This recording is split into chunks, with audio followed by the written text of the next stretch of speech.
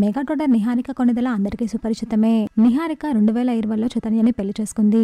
కానీ ఏడాదిలోపే డివోర్స్ తీసుకున్నారు. ఆ డివోర్స్ గురించి ఇప్పటివరకు నిహారిక ఎక్కడా స్పందించలేదు. విడాకుల తర్వాత నిహారిక ప్రొడక్షన్ హౌస్ ని స్టార్ట్ చేశారు. సినిమా నిర్మాణంలో బిజీగా ఉన్నారు. అయితే తాజాగా నిహారిక యూట్యూబర్ నిఖిల్ విజేంద్ర సింహాకు ఇంటర్వ్యూ ఇచ్చారు. ఆ ఇంటర్వ్యూలో నిహారిక తమ విడాకుల గురించి ఫస్ట్ టైం స్పందించారు.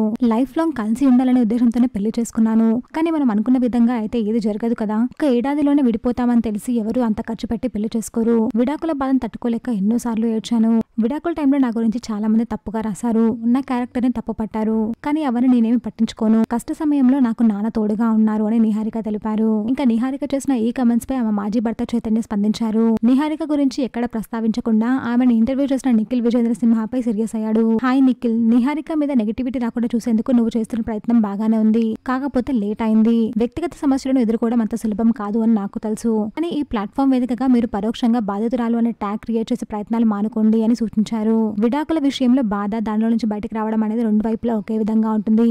కాకపోతే ఆ బాధ నుంచి ఎలా బయటపడడం అనే దాని గురించి మాట్లాడితే అది జనాలకు ఉపయోగపడుతుంది. దేని గురించి అయినా పూర్తిగా తెలుసుకోకుండా ఒక నిర్ణయానికి రావడం కరెక్ట్ కాదు. అది నేను కూడా ఒప్పుకుంటాను. కానీ ఒకే కోణంలో ప్రజలకు చెప్పడం తప్పుగా భావిస్తున్నాను అని చైతన్య తెలిపారు.